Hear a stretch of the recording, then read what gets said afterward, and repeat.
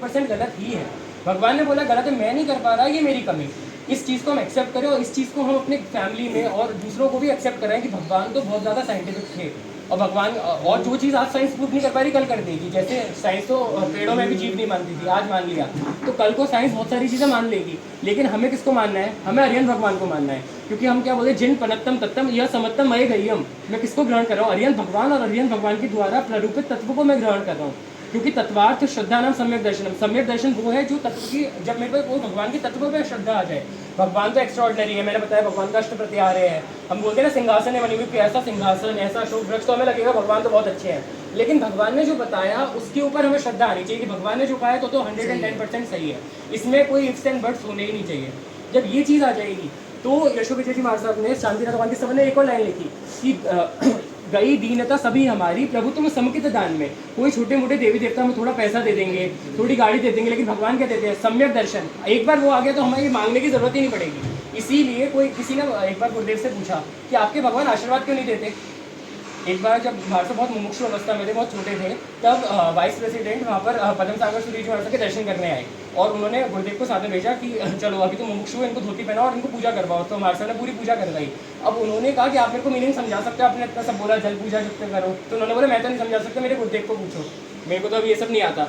तो जब पद्म सागर जी महाराज ने उनको एक्सप्लेन करा एक पूजा का मतलब, तो वाइस प्रेसिडेंट उस समय के जो देवगौड़ा जी थे उन्होंने बोला कि महाराज साहब मैंने हर मंदिर में पूजा करी, मैं प्रेसिडेंट हूँ, जहाँ पर भी जाता हूँ सब लोग कहते हैं यहाँ पर आप फूल चढ़ाओ, लेकिन आज आपके यहाँ पूजा करी होगी, मैंने खुद पूजा करी, भगवान को टच करा, ऐसा लग रहा है मैं तो भगवान से बातें कर रहा हूँ। आपके कंसेप्ट तो बहुत गजब किया। तो उन्होंने एक और क्वेश्चन पूछा कि आपके भगवान आशीर्वाद क्यों नहीं देते। तो महाराज साहब ने सूत्र कृतांग सूत्र में भगवान की स्तवना करते हुए भगवान के कंठर ने एक लाइन लिखी है, रखिए सुनाए जस शामलीवा, कि पेड़ों में भगवान कैसे शामली के वृक्ष के जैसे हैं।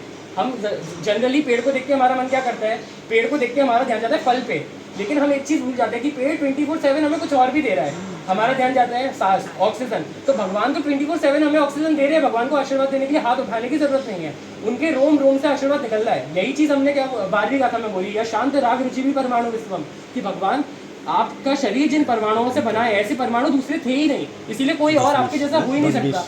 तो इसीलिए हमें ये वाली चीज़ पर बहुत फर्म कन्विक्शन होना चाहिए कि हमारा जो जिन शासन है वो एक्स्ट्राऑर्डिनरी है, जो धर्म तीर्थ है इसकी जितनी भी हम सेवा करें उतनी कम।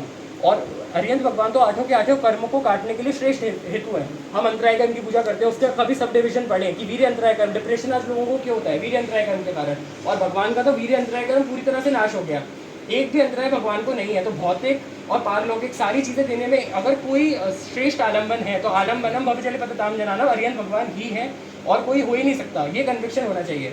इसीलिए हमें जो पुराने श्रावक होते हैं और आज भी अच्छे श्रावक होते हैं वो अधिष्ठायक देवी देवताओं को अभी सिर्फ जय जिनेंद्र बोलते हैं, ज़्यादा कुछ नहीं करते, और इस लेवल पे हमें भी उस लेवल तक जाना है।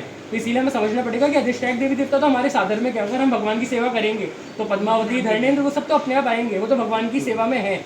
इसीलिए आनंद जी महाराज साहब ने लिखा है ना कि चरण कमल कमला वसेरे, कि एक बार लक्ष्मी को लगा कि मैं तो बहुत अस्थिर हूँ, इधर उधर घूमती रहती हूँ, वो बहुत थक गई, तो उसने सोचा एक जगह ऐसी ढूंढ लेती हूँ जहाँ पर मैं बिल्कुल स्थिर हो जाऊँ। तो उसको लगा पूरी दुनिया में चंद्रप्रभु भगवान के चरण से अच्छे तो कोई स्थिर जगह है ही नहीं, तो चरण कमल कमला वसेरे, भगवान के चरणों के अंदर जाकर वो बस गई। तो इसीलिए हमें देवी देवताओं की पूजा करने की जरूरत भी नहीं पड़ेगी अगर हम अरिहंत भगवान से डायरेक्टली कनेक्ट हो पाए तो। टाइम हो गया तो बस जय बोलो माँ।